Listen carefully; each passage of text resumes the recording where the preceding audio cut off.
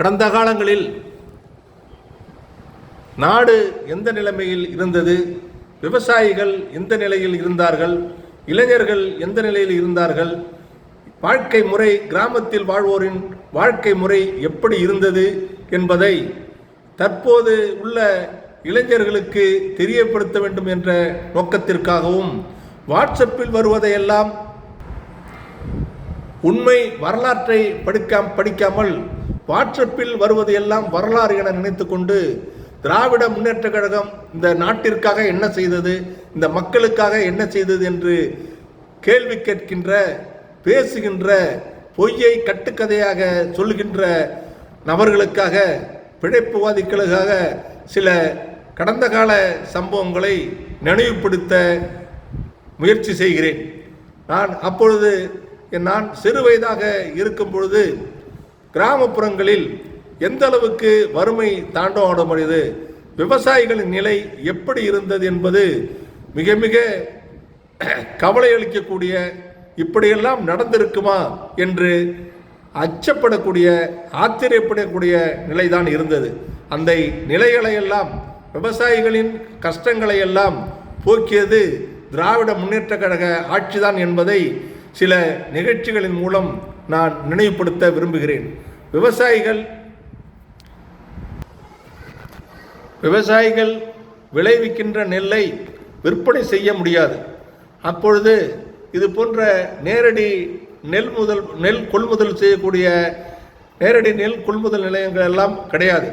மத்திய அரசாங்கத்தின் சார்பில் மத்திய உணவு கழகம் என்ற அமைப்பு, ஃபுட் கார்ப்பரேஷன் ஆஃப் இந்தியா என்ற ஒரு அமைப்பு தான் இருந்தது.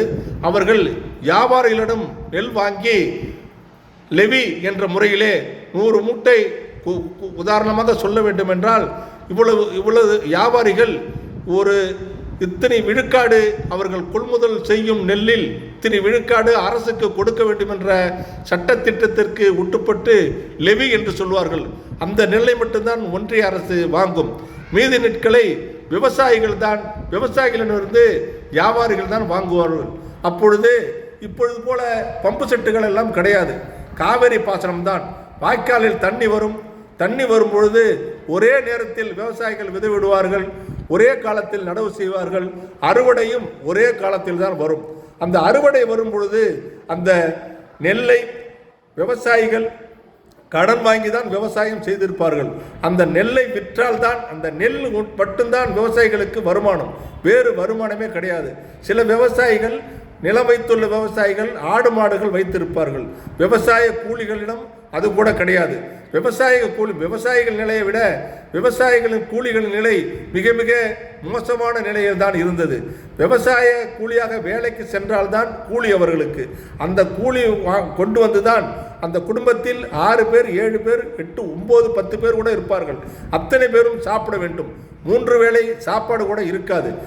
2 வேளை உணவு இருந்தாலே அது பெரிய காரியம். காலையும் இரவும் தான் சாப்பாடு, மதியத்தில் சாப்பாடு கிடையாது.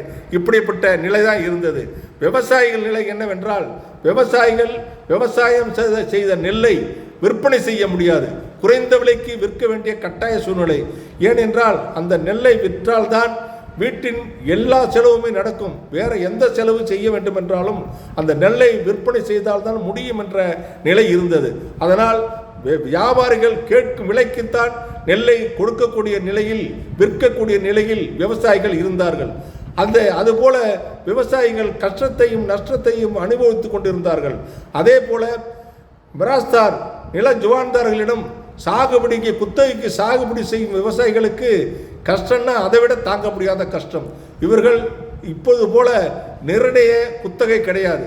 அவர்கள் மிராஸ்தார்கள், நில ஜுவான்தார்கள், நில உரிமையாளர்கள் எவ்வளவு குத்தகை கேட்கிறார்களோ அந்த குத்தகையை கொடுத்துதான் சாகுபடி செய்ய வேண்டும். அறுவடை என்று அவர்களிடம், நில உரிமையாளரிடம் சொல்லிவிட்டு வந்துதான் அறுவடை செய்ய வேண்டும்.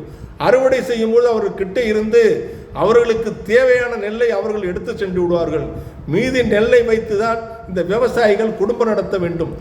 அதுவும் வறட்சி காரணமாக, வெள்ளம் காரணமாக விவசாயம் பாதிக்கப்பட்டு நெல் சரியான முறையிலே விளையவில்லை என்றால் அது குத்தகை பாக்கி கணக்கிலே எழுதி வைத்து விடுவார்கள். அது 2 வருடம் 3 வருடம் தொடர் பாதிப்பு இருந்தால் நீ நிறைய பாக்கி வைத்திருக்கிறாய், நீ விவசாய நிலத்தை விட்டு வெளியேறு என்று விவசாய நிலத்தை விட்டு பிராஸ்தார்கள் விவசாயிகளை வெளியேற்றி விடுவார்கள். இது மாதிரி கொடுமையான காலகட்டம் தான் இருந்தது. அப்பொழுது மேஜிஸ்ட்ரேட் தான் தாலுக்காவுடைய, இப்பொழுதும் அவர் தான் ஒரு வட்டாட்சியர் தான் ஒரு தாலுக்காவுடைய நீதிபதி, அவரும் தாலுக்கா மேஜிஸ்ட்ரேட் தான். அதுபோல அப்பொழுது விவசாய வழக்குகளை குத்தகைக்காரர்களுக்கும் பிராஸ்தார்களும் உள்ள வழக்குகளை தீர்த்து வைப்பதற்காக ஒரு தீர்ப்பாயம் இருந்தது. அதற்கு 2 கோர்ட் என்று சொல்வார்கள், அல்லது வருவாய் நீதிமன்றம் என்று சொல்வார்கள். அந்த வருவாய் நீதிமன்றத்திலே சென்று போராடிதான் தன்னுடைய வழக்கை எடுத்து வைத்து வாதாட வேண்டும். அப்பொழுது விவசாயிகள் வழக்கறிஞர் வைத்துக் கொள்வதற்கு அனுமதி கிடையாது. அவர்களே தான் அதனுடைய குறைகளை குற்றங்களை சொல்ல வேண்டும். விவசாயிகளுக்கு பிராஸ்தர்களை எதிர்த்து பேசக்கூடிய ஆற்றலோ சக்தியே கிடையாது. அந்த ஆற்றல் சக்தி ஏன் இல்லை என்றால் இவர்களுக்கு படிப்பறிவு கிடையாது. பிராஸ்தாரர்களுக்கு நில உரிமையாளர்களுக்கு படிப்பறிவு இருக்கும், இந்த விவசாயிகளுக்கு படிப்பறிவு இருக்காது.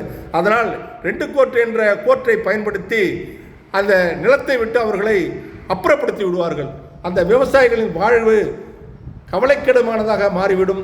அவர்கள் மறு ஆண்டு விவசாய கூலிகளாக மாறிவிடுவார்கள். ஒரு விவசாயிக்காக 10-50 பேருக்கு வேலை கொடுத்த ஒரு விவசாயி அவருடைய நிலம் பறிபோன பின்னர் அவரும் விவசாய கூலியோடு கூலியாக சென்றுதான் வேலை செய்ய வேண்டும். இது மாதிரி நிலைதான் இருந்தது. நெல்லை விளைவிப்பதே கஷ்டம், விளைவித்த நெல்லை விற்பது அதைவிட கஷ்டம், இருக்கின்ற சாகுபடி நிலத்தை காப்பாற்றிக் கொள்வது கஷ்டம். இப்படி பல வகை அல்லல் தொல்லைகளுக்கு, துன்பங்கள், துயரங்களுக்கு ஆட்பட்டு இருந்தவர்கள் தான் விவசாயிகள். அந்த விவசாயிகள் குறைகளை தீர்ப்பதற்கு தீர்த்து வைத்தவர் தமிழின தலைவர் டாக்டர் கலைஞர் அவர்கள் தான் அந்த விவசாய குறைகளை தீர்த்து வைத்தார்கள்.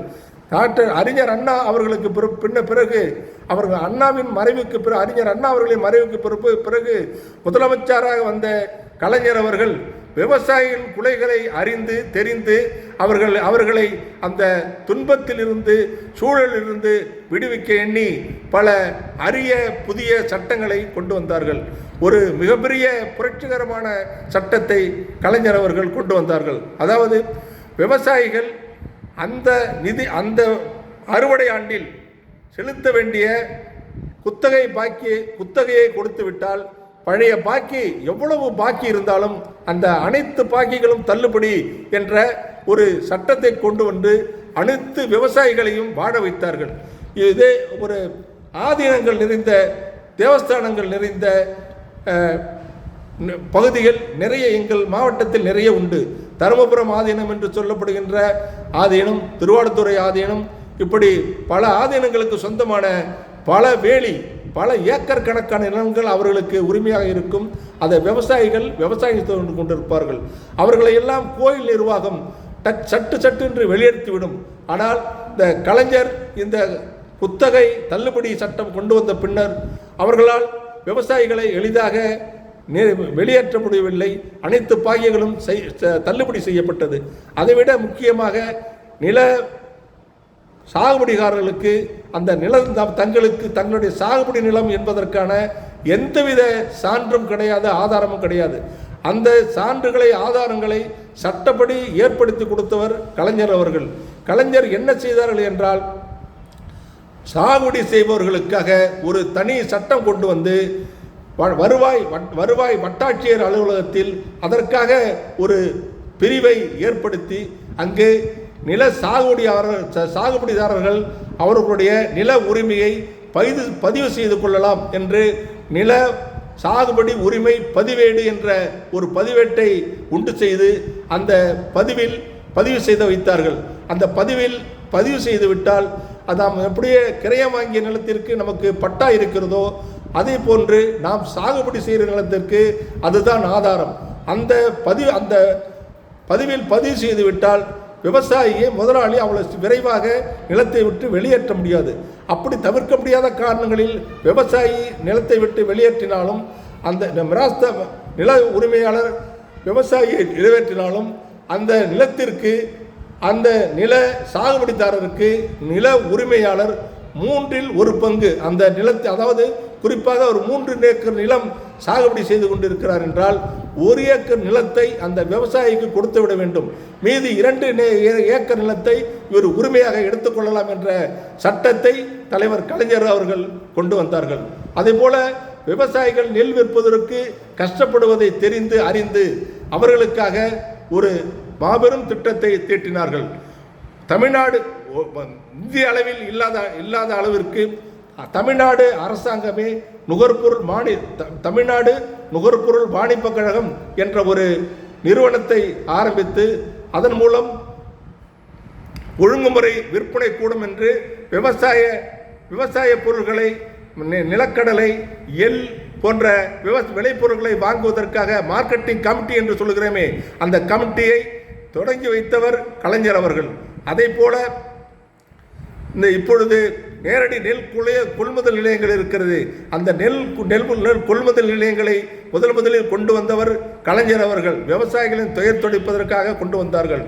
அதற்கு மேலாக நெல்லுக்கு அடிப்படை விலையை நிர்ணயம் செய்தார்கள். மத்திய அரசு தான் அந்த விலையை நிர்ணயம் செய்யும். மத்திய அரசு நிர்ணயம் செய்யும் பொழுது நெல்லுக்கு கட்டுப்படியான விலை விவசாயிகளுக்கு கிடைப்பதில்லை. கலைஞர் ஒன்றிய அரசிடம் பல முறை பேசியும் அவர்கள் நிர்ணயித்த விலை விட கூடுதலாக விலை கொடுக்கக்கூடாது என்று தடுத்து விட்டார்கள். அதனால் கலைஞர் அவர்கள் ஒரு சிந்தனை கலைஞருக்கு ஏற்பட்ட ஒரு விவசாயிகளுக்கு ஏதாவது நன்மை செய்ய வேண்டும் என்ற ஒரு உயர்ந்த நோக்கத்தின் காரணமாக அவர் தோன்றிய சிந்தனை மூலம் நீ விலையை தானே கூடுதலாக கொடுக்கக்கூடாது என்கிறார். நான் விவசாயிகளுக்கு வண்டி சத்தம் ஊக்கத்தொகை என்ற அடிப்படையிலே ஒரு தொகையை சேர்த்து கொடுக்கிறேன் என்று குவிண்டாலுக்கு முதலாக எனக்கு நினைவு சரியாக இருக்கும் என்றால் ஒரு குவிண்டால் நெல்லுக்கு ஊக்கத்தொகையாக 7 ரூபாயும் வண்டி சத்தமாக 7 ரூபாயும் சேர்த்து 14-15 ரூபாய் என்று நினைக்கிறேன். ஒரு குவிண்டாலுக்கு கூடுதல் தொகையாக கலைஞர் ஆட்சியிலே கலைஞர் அவர்கள் வழங்கினார்கள். இதையெல்லாம் கடந்த கால வரலாறுகள். நெல் இப்பொழுது கூட நீங்கள் பார்க்கலாம், நெல் ஈரமாக இருந்தால் நம்ம அதை கொள்முதல் செய்ய முடியாது. அதுக்கு மத்திய அரசாங்கத்தை தான் அனுமதி வாங்கணும். ஆனால் அப்பொழுது கலைஞர் அவர்கள் குறுவை நெல்லை சாகுபடி எடுத்து செல்வதற்கு எவ்வளவு ஈரமாக இருந்தாலும் சரி அந்த நெல்லை கொள்முதல் செய்து உடனடியாக அதை நவீன அரிசி ஆலைக்கு அனுப்ப வேண்டும் என்று உத்தரவு செய்து கொள்முதல் செய்தார்கள். கலைஞர் அவர்கள் அப்பொழுது எல்லாம் உங்களுக்கு நன்றாக தெரிந்திருக்கும், நவீன அரிசி ஆலைகள் என்று சொல்லப்படுகின்ற மாடர்ன் ரைஸ் மில் தனியாருக்கு உரிமையானவை தான் இருக்கும். அரசு சார்பில் எந்தவித நவீன அரிசி ஆலையும் கிடையாது. ஆனால் கலைஞர் அவர்கள் ஆட்சிக்கு வந்த பிறகு தமிழ்நாடு நுகர்பொருள் வாணிப கழகத்தின் மூலமாக பல நவீன அரிசி ஆலைகளை தமிழ்நாடு முழுவதும் திறந்தார்கள். அதன் மூலம் இங்கு நெல் கொள்முதல் நிலையங்களில் விவசாயிகளிடந்து வாங்கக்கூடிய நெல்லை அந்த நவீன அரிசி ஆலைகளை அனுப்பி அங்கே அரிசியாக்கி அதை நவீன முறையில் அரிசியாக்கி உடனடியாக மக்களுக்காக நியாய விலைக் கடைகள் மூலம் கிடைப்பதற்கு வழிவகை செய்தவர் கலைஞர் அவர்கள். இப்படி அதே போல காவிரி நீர் பொய்த்து விவசாயிகள் பாசன நீருக்கு திண்டாடி கொண்டிருந்த கால நேரத்திலே பம்பு செட்டுக்கு விவசாய பம்பு செட்டுகளுக்கு இலவச மின்சாரம் வழங்கியவர் தலைவர் கலைஞர் அவர்கள். இதை போல சொல்லிக்கொண்டே போகலாம். விவசாய கூட்டுறவு சங்கங்கள் மூலம் குறைந்த வட்டிகளுக்கு விவசாயிகளுக்கு கடன் வழங்க உத்தரவிட்டவர் கலைஞர் அவர்கள். அதே போல விவசாய கடனுக்காக வாங்குகின்ற நகைக்கடனை அந்த காலக்கெடுவுக்குள் மீட்டு விட்டால் அதற்கு வட்டி கிடையாது, அசலை மட்டும் கொடுத்து மீட்டுக் கொள்ளலாம் என்று சொன்னவர் கலைஞர் அவர்கள். இதே போல கலைஞர் அவர்கள் விவசாயிகளுக்காக எண்ணற்ற திட்டங்களை தீட்டி அதை செயல்படுத்தி உள்ளார்கள் என்பதை வரலாறு படித்தவர்கள் யாரும் அந்த காலத்தை கடந்து வந்தவர்கள் யாராலும் மறுக்க முடியாது என்பதுதான் இது மறுக்க முடியாது என்பதுதான் உண்மை. இதே போல கலைஞரின் பெருமைகளை சாதனைகளை காலம் முழுவதும் நாள் முழுவதும் மணிக்கணக்கிலே சொல்லிக்கொண்டே இருக்கலாம்.